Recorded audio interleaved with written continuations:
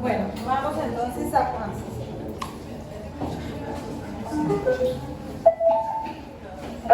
vamos entonces a continuar con esta parte. Una vez vemos las patologías, ahora vamos a pasar a ver la parte semiológica, que es bastante sencilla y cortica, ¿cierto? Aquí que buscamos que ustedes, yo aquí en este salón no me he podido acomodar al espacio. Identifiquen los conceptos fisiopatológicos, ya los vimos en las en las patologías. El impacto, obviamente no hemos hablado mucho, hablamos un poco, pero pues el objetivo es ver cuál es el efecto que tienen estas enfermedades. ¿Qué vamos a ver? Vamos a ver la semiología y la evaluación fisioterapéutica. Yo les dejo, yo creo que hoy les dejo enviado, no voy a alcanzar todo esto hoy, pero sí requiero que lleguen otra vez con otro video de métodos no invasivos. Este es como de 30 minutos, ¿cierto? Para poder avanzar y la otra semana poder hacer una buena práctica de semiología y análisis de casos. Y eso es lo de análisis complementarios. Y vamos a ver el electrocardiograma dentro de 8 días.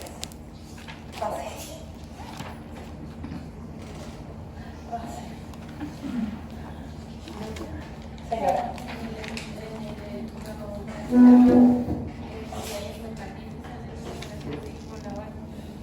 Deben haber, si hay alteraciones en la válvula, tendría que saber alteraciones en la onda P. Bueno, entonces, en cuanto al examen del paciente con enfermedad cardiovascular, pues digamos que tiene la misma configuración de semiología que hemos aprendido. Iniciamos con un interrogatorio, un examen físico, una exploración por imágenes si el paciente tiene, una exploración funcional y si el paciente requiere, dependiendo del servicio en el que esté, pues tendremos la oportunidad de acceder a exámenes complementarios. Entonces, importante, ¿qué antecedentes y cuáles y por qué son relevantes cuando voy a hablar de un paciente cardiovascular? ¿Qué antecedentes serán relevantes? ¿Familiares? Los familiares. Genéticos. Pero genéticos es complicado. ¿Cuáles?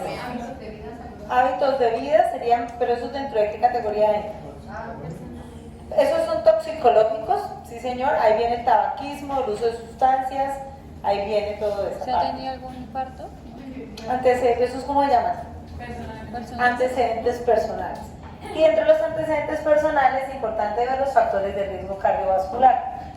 Entonces, identificar claramente yo por el paciente, pues obviamente el sexo, grupo etario, lugar de nacimiento y procedencia. El tema de procedencia, ¿por qué es relevante? Porque aquí cuando yo tengo un paciente cardiovascular, específicamente si lo va a abordar por fisioterapia, probablemente lo va a abordar en el marco de un programa de rehabilitación cardíaca, generalmente.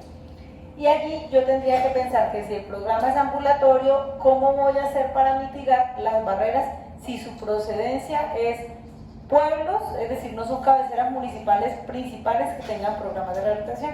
Entonces, para mí es altamente relevante porque es que allí es donde inicia esa adherencia del paciente a la intervención.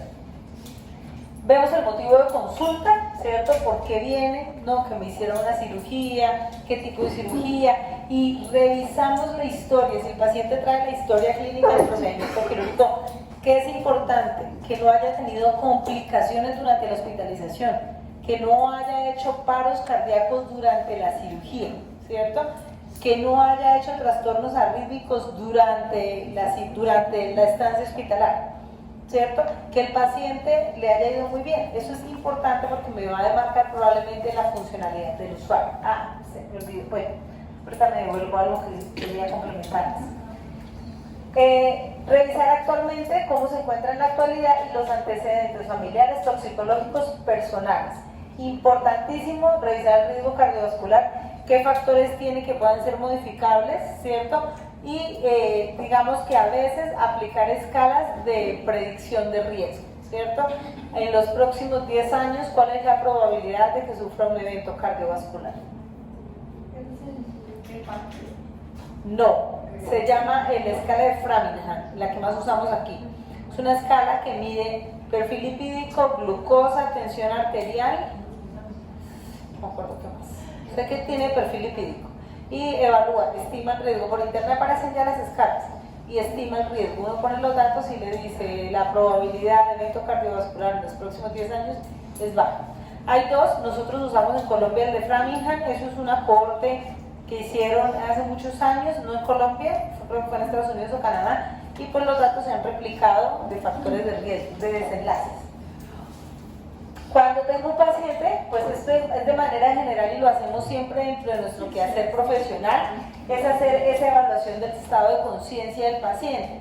Entonces, en los pacientes cardiovasculares, como que yo siento que converge todo lo que uno aprende en diferentes sistemas. Acá es altamente importante entender el estado de conciencia del paciente. Y hoy día nosotros estamos estudiando también el deterioro cognitivo. Las enfermedades cardiovasculares generan mucho deterioro cognitivo, ¿cierto? Entonces, entender el estado de conciencia, en qué estado está, alerta, somnoliento, ¿sí? Pero más allá del estado de conciencia, está orientado o no se orienta, se desorienta, ¿sí? Se le olvidan las cosas, cómo está esa salud mental del paciente en términos de cognición y de coherencia con lo que verbaliza. Importantísimo la actitud postural, por eso les digo que aquí hacemos muchas cosas de fisioterapia que no vamos a profundizar, pero que ustedes ya las saben y que cuando uno tiene el paciente cardiovascular las usa. La actitud postural, la mayoría de pacientes operados del corazón, ahorita estamos en un proyecto en Comuneros, quienes quieran ir de voluntarios pueden ir, son bienvenidos. Los sábados de 7 a 11 de la mañana pueden ir y tenemos, todos son pacientes de corazón. Entonces pueden ir, bienvenidos, son los que me digan y yo los organizo dentro de la agenda. Entonces es en serio, necesitamos apoyo porque el volumen a veces, ¿cómo? Estamos haciendo electrocardiograma, variabilidad de la frecuencia cardíaca, dinamometría, videotensiometría, escala de depresión, ansiedad, deterioro cognitivo, con audiología está haciendo algo del lenguaje y vamos a poner espirometría. Entonces, es toda la mañana, más o menos se demora 1 hora con cada paciente, pero llega un momento de la mañana en que todos llegan, entonces es un caos. Bueno, entonces es importante la actitud postural. Aquí donde estamos llegando, la institución a los pacientes operados del corazón les ponen un arnés. Entonces el paciente, todos llegan con el arnesito. Entonces ellos se van a mover, se van a levantar y agarran el arnés. Eso yo lo he visto solo allá, lo hacen allá y les funciona y está bien, ¿cierto? Que hayan innovado con una cosa, bueno, el paciente me dijo que era muy costoso, pero con digamos que con un accesorio para poder evitar. Probablemente la razón es que tenían muchos tórax inestables y decidieron ponerles arnés para poder fijar el tórax, ¿cierto? Pero todos llegan así, por la cirugía, por el dolor, por el miedo. Muchos pacientes, Juan Pablo, hágame atención, no se saben acostar en la cama, tan pronto yo los entro al electro hay que enseñarles, su merced, no ponga, es que yo no me puedo poner de lado, sí, se puede poner de lado, vamos a ponernos de lado. Entonces todo ese tema de actitud postural es fundamental trabajarlo en los pacientes en los primeros días. Idealmente, yo lo trabajo mucho desde la fase 1, cuando tengo la oportunidad de estar en fase 1 en hospitalización, pero también en ese paciente ambulatorio hay que trabajar la educación de la postura. El control motor en general de ese paciente, ¿cómo estaba antes? De pronto más que el control motor, a mí me gusta hablarlo también en términos de sus antecedentes funcionales. El paciente que hacía antes de este evento cardiovascular, porque a veces es muy difícil devolver al paciente a un nivel en el que no está de manera funcional. Entonces el paciente, ¿cómo estaba? Hacía traslados, se pasaba a la cama, no tenía secuelas de ningún SB, algunos pacientes tienen ya SBs instaurados. Entonces, ¿cómo está ese control general del movimiento del paciente? Miramos el deseo del grado de movimiento, un screening. Aquí no hacemos ionometría porque no nos interesa el rango de movimiento explícito, sino nos interesa la funcionalidad de ese movimiento, ¿sí? Habrán otras estancias, otros momentos en los que eso es altamente relevante. Aquí hacemos un screening para mirar. Porque es importante revisar para poder verificar mi paciente o el estado de mi paciente y si mi paciente claramente va a requerir otro tipo de ayudas. Si dentro del paciente por la hospitalización quedó con el hombro congelado y el hombro no es capaz de levantarlo por dolor, pues probablemente requerirá que lo manden a terapia física específicamente. No porque vaya a rehabilitación cardíaca le vamos a hacer la terapia física del hombro, no. Entonces, es decir, por eso es tan importante esa valoración, para identificar necesidades específicas que tenga ese usuario, ¿cierto? Como lo que uno hace en screening es levante acá, mire, pues para poder uno, el ojímetro, pero para que no sea el ojímetro, uno lo habla en screening, para poder verificar. Miramos la marcha, ¿cierto? También en aras de reeducar de manera general el patrón de marcha. ¿Por qué es importante? Porque la mayor población cardiovascular está en el rango de adultos mayores y el riesgo de caídas que tienen es importante. Incluso se recomienda que cuando uno habla de esa valoración funcional del paciente pudiera incluir alguna prueba para mirar riesgo de fragilidad. También estamos mirando fragilidad funcional. Esto es un proyecto muy grande, por eso los invito, aprenderían bastante. Y miraríamos y le preguntaríamos por síntomas en este momento. Él me puede contar un poquitico de cómo está, pero a mí yo necesito saber en este momento cómo está para ver la seguridad del usuario ante la intervención. Si yo paso hasta pasa. Entonces, hay unos síntomas cardinales cardiovasculares que son altamente importantes. El primero de ellos, acá me quedó corrido. La sensación de disnea, todos sabemos que la sensación de disnea es la percepción de falta de aire. Y ahí hago un paréntesis. Aplican muy mal la disnea ustedes, la escala de Bohr. No saben aplicar escalas de Bohr en los pacientes. Y la escala de Bohr no es difícil, es un instrumento bastante sencillo y ligero de aplicar, pero lo saben aplicar. Normalmente para aplicar la escala de Bohr, si yo voy a aplicar la escala de Bohr, tengo que presentarle la escala al paciente, para que el paciente tenga la retroalimentación visual y me pueda confirmar qué sensación de ahogo tiene. El edema, la sudoración o la diaforesis, síncopes o lipotimias, palpitaciones, dolor torácico y fatiga o baja tolerancia a la actividad.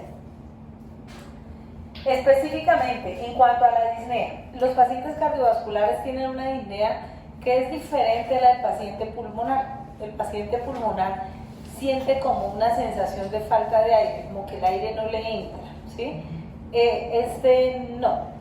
La sensación es diferente. Esta es una sensación de opresión, de que me canso, no me dio la capacidad para hacer la actividad, ¿sí? Hay diferentes escalas, no se ve bien la imagen, bueno, luego intentaré cambiárselas ya está ahí, pero búsquenla, que es la escala de la New York Heart Association. Ella es una escala de clasificación funcional, se utiliza mucho para los pacientes con falla cardíaca y es una forma de estratificar a la población. Los que tienen clase funcional son los que no tienen limitación en la actividad física, o sea, tienen su diagnóstico de enfermedad, su falla cardíaca, pero no les afecta el desarrollo de las actividades de la vida diaria. Y progresivamente va aumentando a la clase funcional 2, a la... Esta pantalla sí que me molesta, Dios mío. La clase funcional 2, que es una ligera limitación. Ay, no, así que está todo cogido. No, es que yo lo que quiero es que no me sale el lapicito. Ya.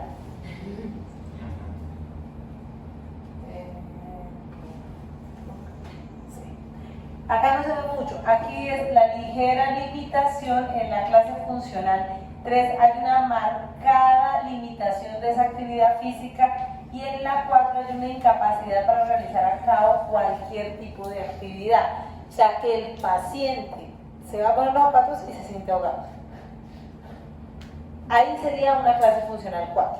Esta es bien importante en los pacientes cardiovasculares que tienen diagnóstico de falla cardíaca, porque con eso uno los evalúa. Si usted sabe que mi paciente tiene una ligera limitación a la actividad en actividades más extenuantes, pero el paciente se está sintiendo más ahogado en actividades moderadas, entonces usted siente que el paciente cambió su clase funcional y puede estarme mostrando o sugiriendo algún deterioro en la condición clínica del usuario, ¿sí? Entonces es una escala que me permite identificar. La disnea en el paciente cardiovascular puede ser de esfuerzo, de decúbito o acostado, ¿cierto? Paciente acostado y se despierta ahogado. Existe otra escala, esta es la canadiense, es bastante similar. Clase funcional 1, 2, 3 y 4. La 1 es con mínima o ninguna, la 2 leve, la 3 moderada y la 4 severo incapacitante, y acá habla también de los METs. Es bien importante porque ¿qué actividades son de 1 a 2 METs? ¿Cuántos son METs? 3.5. ¿Cómo? Posición en supino, ejercicios en supino, ¿cierto? ¿Y qué será de la cotidianidad actividades entre 3 y 4? Sedente. No, sedentes son 2. Cepillarse, cambiarse, ¿no? Cepillarse más o menos 2. Hay un compendio de actividad física que me habla de los METs, ¿no? Ir al baño, vestir. Bueno, pero vestirse creo que es 2. Actividades del hogar. Trapear es entre 3 y 4, barrer creo que es 2. Barrer no carga el peso. ¿Cómo? Pararse ir al baño es uno, no me acuerdo de pero una actividad de 4 más sencilla es subir un piso. Caminar de un piso a otro es una actividad entre 3 y 4 meses. Entonces, fíjense que estas son actividades usuales, las que se hacen más en la cotidianidad en la casa de uno. Levantar un objeto, levantar la canasta de la ropa, requiere más o menos unos 3-4 meses, ¿cierto? Entonces, acá es importante porque yo puedo identificar por las actividades. Lo que pasa es que acá no estamos muy acostumbrados a hablar en METs, pero la prueba de esfuerzo del paciente, una prueba de esfuerzo cardiovascular, me trae METs también.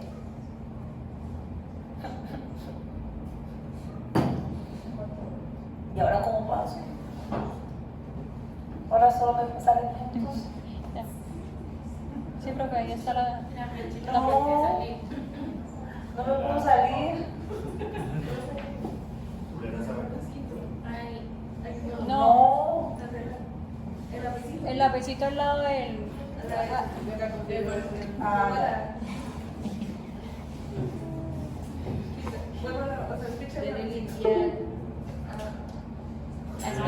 La escoba.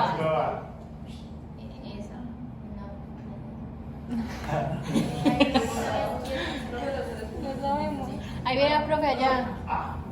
Pero no, y ahora se fue todo. No, esa es una hoja. Ah, mira, una hoja clara. Ah, una pizarra. Y los 3 punticos. Profe, los 3 puntos. No. Y ¿Pero a, por qué? y a la izquierda.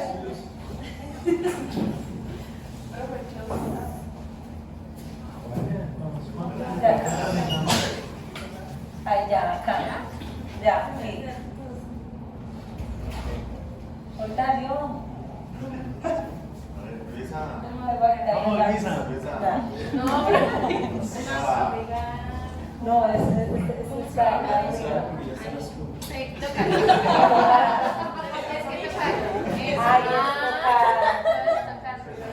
Profe, arriba, la flecha de arriba. Sí, ahí. No, porque no me puedo volver varias veces. Tengo que me quiten la de que se Vamos, Luisa. Profe, ya varias veces. Vaya, vaya. No. ¿Qué hizo, Luisa? Siéntase. El inicio no. ¡No!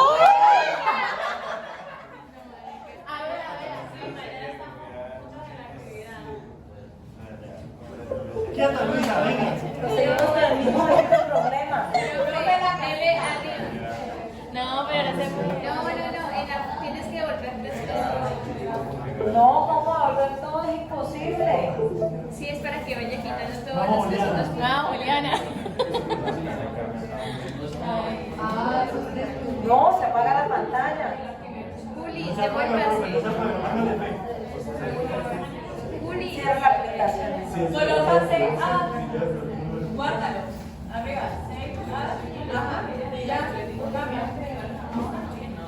No, es guardar el archivo.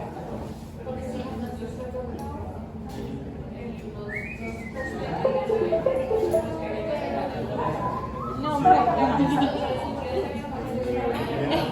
Tiene que tocarlo.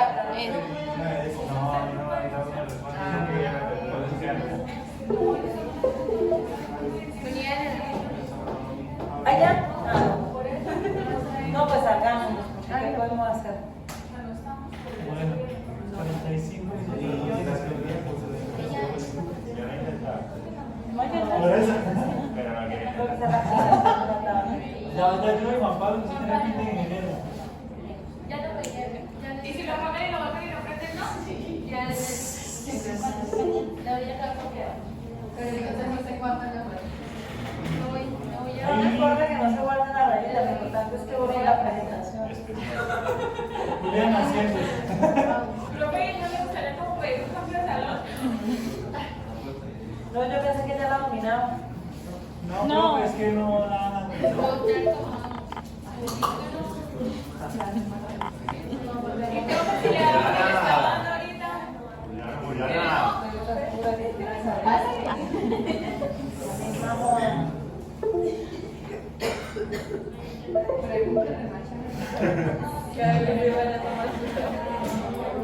Y la brochita esa, el Que no circulito. me dejan, o sea, no importa que se vaya, yo lo que quiero es que pase. Profe, apáguelo y vuélvelo a prender. ¿Fue que trabó?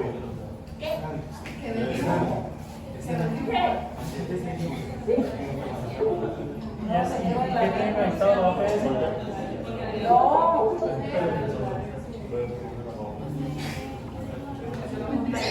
No pare.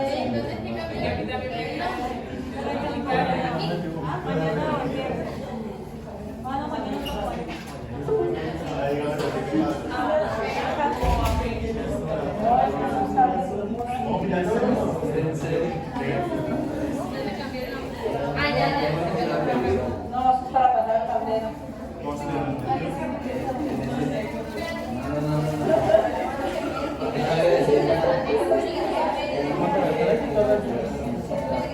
No pudieron. Yo tampoco podría.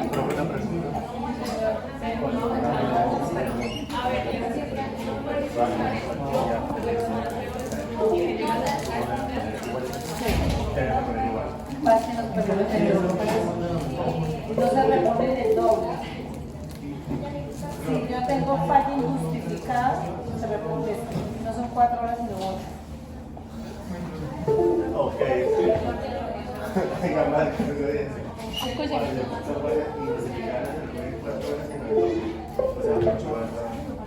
O sea, como 5. Y ahora, apaguémosla entonces. Apaguemos y vamos.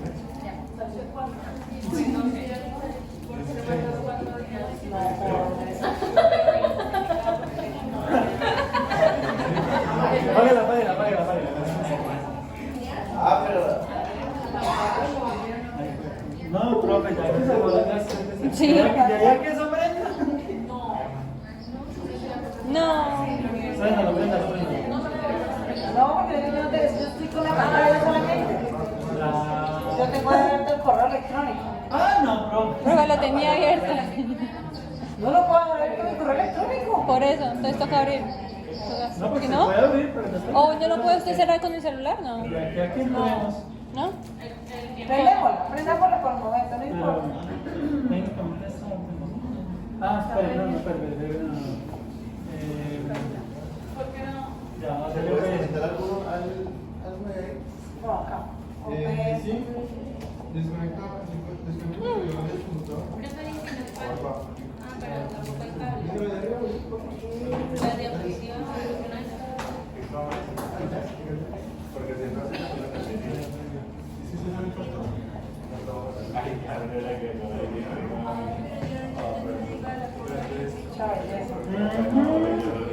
Tengo hambre. No, pero ¿qué día no me dio perro?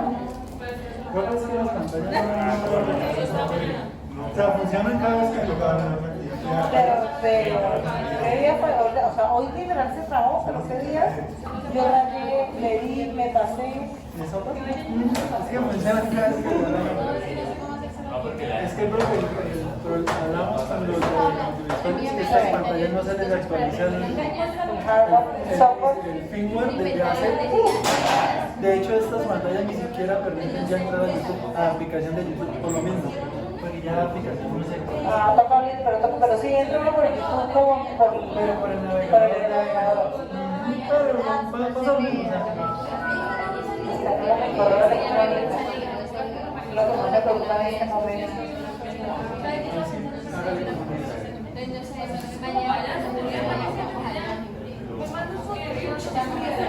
Por eso, pero ya nunca había pedido el cambio, pero no. Pero cambio de salón ¿a qué? Es que ese es el Desde problema. los privilegios estatales.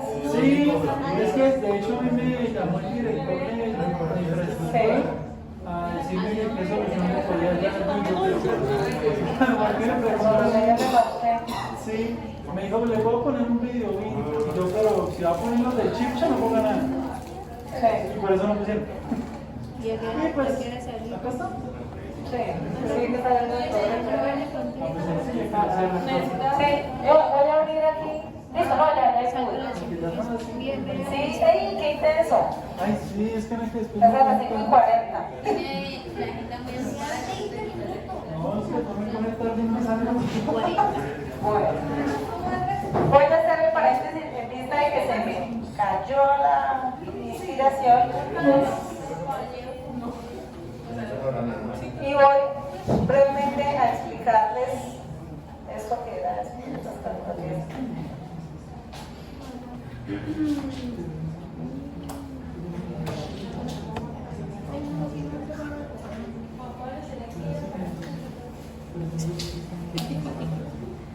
Así soy.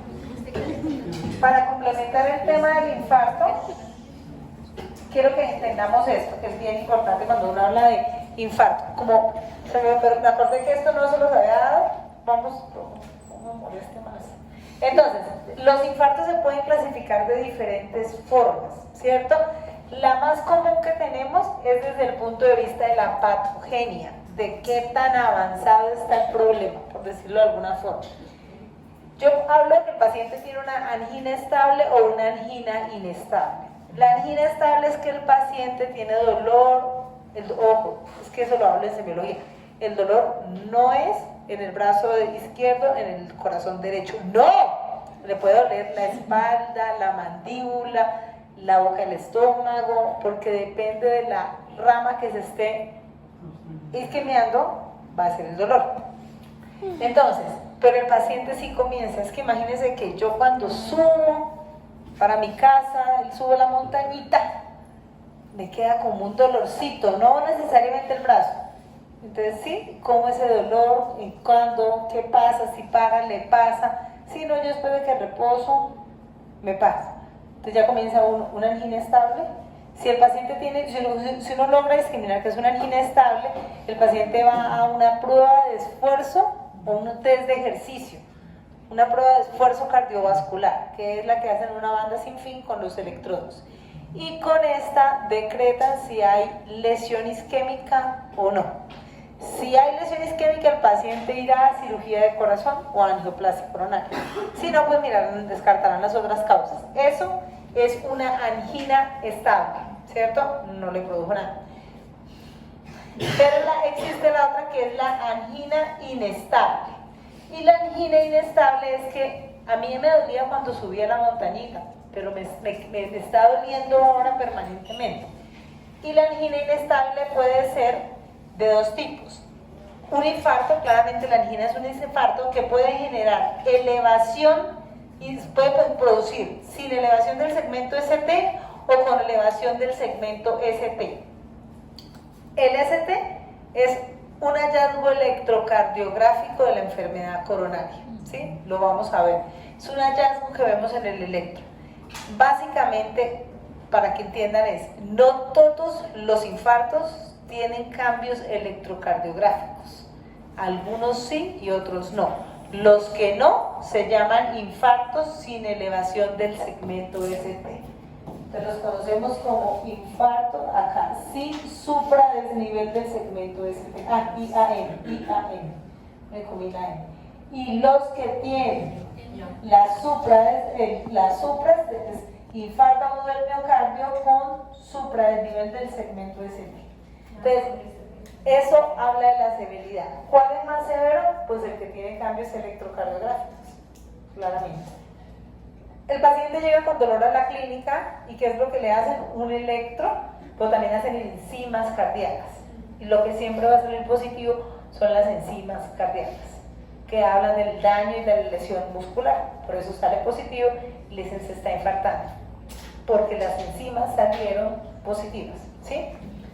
Entonces, desde el punto de vista, así lo podemos clasificar. Y hay, dependiendo de la severidad, hay otra clasificación que ya es dependiendo el KILP de la severidad del infarto, que es decir, es una clasificación muy específica de los cardiólogos.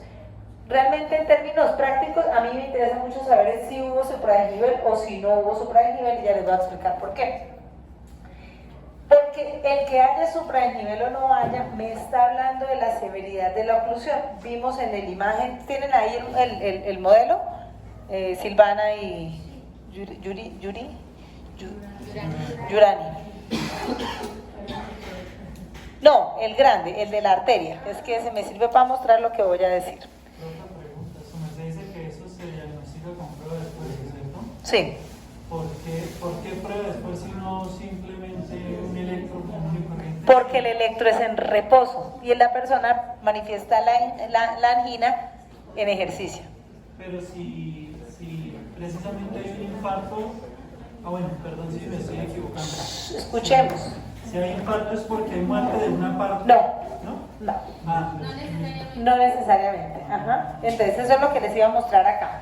Entonces, no necesariamente. Hablamos que, entonces, ¿qué dice? La oclusión completa es de la circulación coronaria de un área definida con la consecuencia de la necrosis del tejido. Cuando hay una oclusión completa como la que hicieron ellas acá, porque la placa ocluyó completamente o porque se generó una cascada inflamatoria como las que le mostré, una cascada de taponamiento, el paciente tiene un infarto completo y probablemente depende del tejido, se taponó, pero ¿qué le pasó al tejido? Estuvo sometido a una hipoxia y se necrosó. Si se llegó a necrosar, habrá una lesión más grande del tejido y probablemente el paciente tiene un supradesnivel. Pero si el paciente detectó, el señor que les digo, y se lo digo porque fue un paciente que tuve, es que imagínense que yo salía a caminar y yo ese día salí a caminar, estaba por Neomundo y allá me encontré a un amigo y le dije, ¿cómo está? Yo le dije, mano, bien, pero he caminado y estoy con un dolor, pero es raro. El señor decía, era un dolorcito, y el amigo le dijo, uy, cuidado, eso puede ser el corazón, mejor váyase para la clínica. Y el señor quedó asustado. Entonces digo, yo me fui para la clínica porque me asustó el amigo. Cuando llegó a la clínica, le hicieron un electro, salió negativo, pero las enzimas salieron positivas. Entonces, de ahí, el señor se estaba infartando, pero tenía un infarto agudo del miocardio sin supradesnivel. Solamente había una pequeña lesión, o sea, algo que estaba iniciando. Si el paciente no se va a tiempo, el señor no se infartó, entonces el señor probablemente llegue y dice, no, yo no me infarté, no, yo no tuve infarto. A mí me detectaron a tiempo. No, claro que sí se estaba infartando, estaba taponado. Lo que pasa es que él no sintió lo que llamamos el infarto o que me dio y me cogió en la casa. Sí, esos fulminantes. Si el señor se va para la casa y descansa, pasa 1, 2 días y el gastritis, estoy como con gastritis, algo me cayó mal, ¿qué será lo que está pasando? Y a las 24, 48 horas le da uno mucho más fuerte que se llama transmural, que es más agresivo. Y ese sí es lo que llamamos nosotros fulminante. Puede que llegue a la clínica y sobreviva o puede morir por ese infarto, ¿cierto? Pero depende de la oclusión o del momento en el que se coja. Lo ideal es cogerlos y iniciar, ¿cierto? Entonces, el deterioro puede ser lesión, isquemia y necrosis. La lesión es lo primerito que se da. Se comenzó a obstruir. Y yo les decía que la obstrucción el paciente no la siente sino cuando va alrededor del 70%. O sea que incluso hay literatura que reporta que la formación de placas ateromatosas se comienzan a dar alrededor de los 20 años. Lo que pasa es que uno tiene un 10, un 15, un 20, pero las placas, todos estamos en formación de placas. Entonces, cuando el paciente ya tiene más del 70% de la luz del vaso sanguíneo, es que comienza a presentar síntomas. Antes, no. El señor tiene una enfermedad coronaria, lo que es que no la sentía. ¿Por qué? Porque en ejercicio, el corazón es la arteria que hace vasodilar, ¿cierto? Para aumentar el flujo. Entonces no lo sentía. Lo comenzó a sentir cuando ya fue significativo y ya la luz del vaso está reducida de manera importante. Entonces, acá, por eso el tema de que el paciente no lo siente sino cuando ya llega y le da el golpe a la persona. Hay dos tipos de infarto que son estos. Los infartos subendocárdicos, que pudieran ser estos,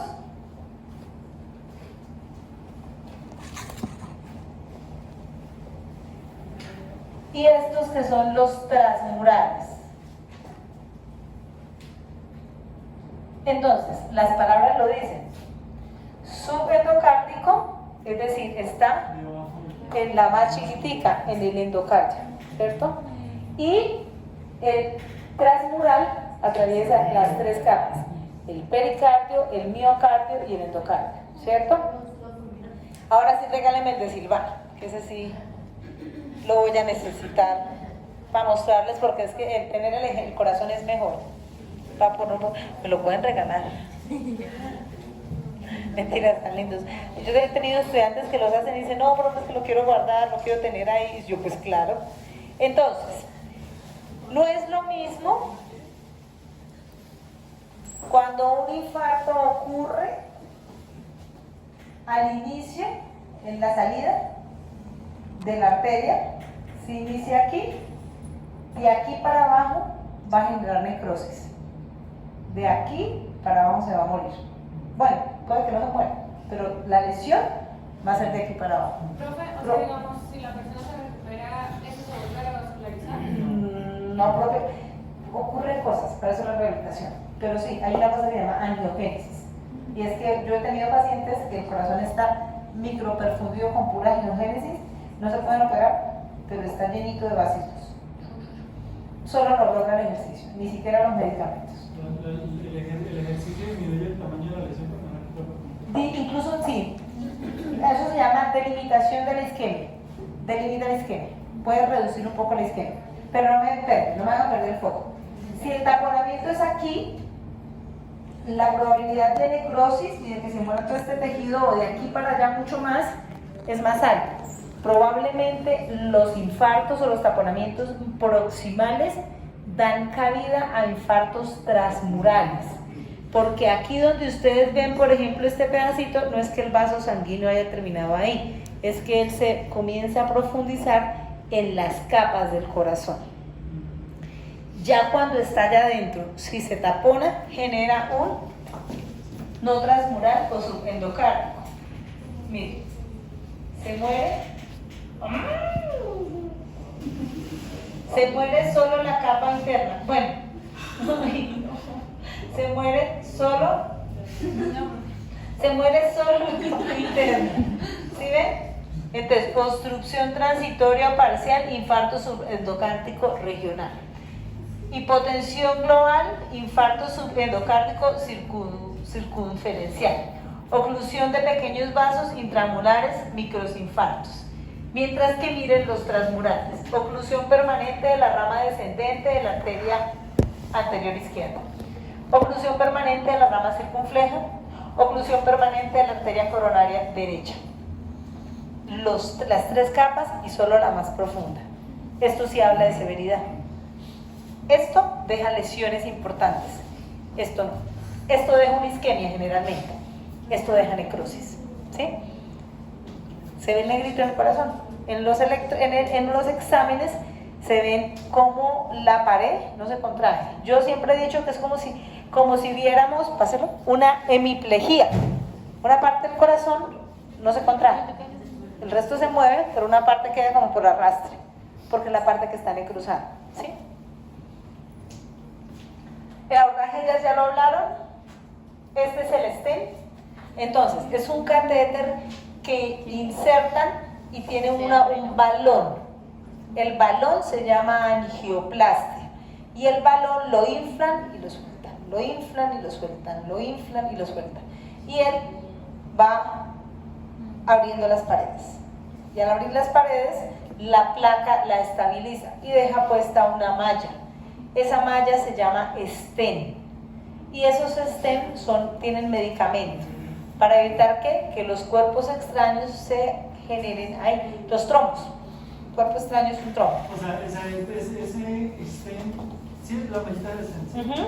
O sea, esa mallita lo que hace es que solidifica para que quede como si fuera cemento ese o lo disuelve. No, bueno, no lo solidifica porque no tiene ninguna sustancia que lo endurezca.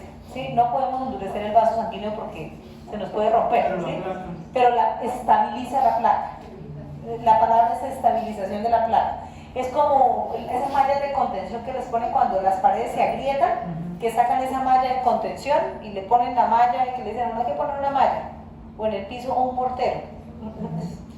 Es lo mismo, algo que sostiene para que no se vaya a venir. Sacan el balón y sacan el catéter y el paciente queda con este stent. Obviamente esto, una cirugía de revascularización, es altamente invasiva y genera varias complicaciones clínicas. Hay un deterioro en la clase funcional del paciente, en la funcionalidad, hay varias, obviamente hay dolor, alteración, hay una cantidad de cosas alrededor del paciente. En este no, pero porque no, el paciente no sienta tanto, y a mí esa acaba de se me preocupa, el paciente siente que no le pasó nada, o sea, que no pasó nada porque como no tiene ninguna herida, entonces no sienten a veces el peso de la enfermedad. Estos pacientes también, algo muy clave es que ellos tienen que tomar también un medicamento que se llama clopidogrel, y ese medicamento no se puede suspender porque es el que evita, es un antiagregante para que no se formen trombos aquí, así como hablábamos de las válvulas, la warfarina, aquí es el clopidogrel, que es un antiagregante. Por eso es que yo digo, aquí es donde viene la educación del paciente. Uno se encuentra con pacientes que la EPS no se lo ha dado, se lo ha dilatado, y el paciente no, pues yo no me lo puedo tomar, toca que lo compre. Y hay que enseñar al paciente que es que se está poniendo en riesgo la vida de él. Si no se lo han dado, cómprelo. Si es muy caro, pues claro que es caro, pero más costoso sale que se muera. Entonces, a la gente hay que ponerse en términos de esto, porque yo he tenido pacientes que me dicen, no, pues que no me han dado, la EPS no me ha dado nada, yo no puedo comprarlos porque yo no tengo plata. Yo entiendo que no tenga plata, pero, es decir, aquí se afecta a todo. No podría yo hacer ni siquiera una buena intervención si el paciente no tiene adherencia farmacológica, porque puede ocurrir algo en mis manos. Pero pues bueno, generalmente los programas de rehabilitación tienen muestras médicas, alguna forma para ayudar al paciente mientras él resuelve. Esa parte de infartos era la que les quería mostrar. Esto, pues, enfermedad vasculares, pero no la vamos a ver. Y listo, chicos. Vamos entonces a dejar hasta allí. Nos vemos dentro de 8 días. ¿Sí? Dentro de 8 días. Mañana no hay clase. La clase mañana la vamos a reponer los siguientes 2 jueves, haciendo los bloques más extensos. Pero vamos a juntar. Para yo poder reponer, vamos a dividirlos. ¿Sí? Entonces yo miro la asistencia, los grupos para que